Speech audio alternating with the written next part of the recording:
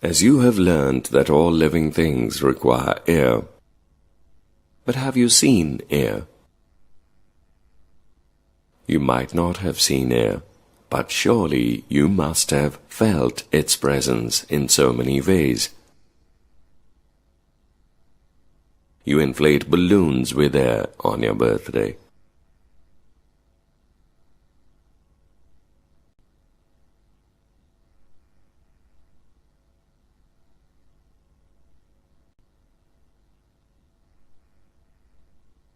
When you switch on the fan,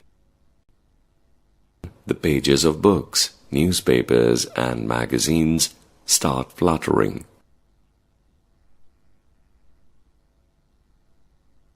Also, you can fly a kite in the sky because of the moving air.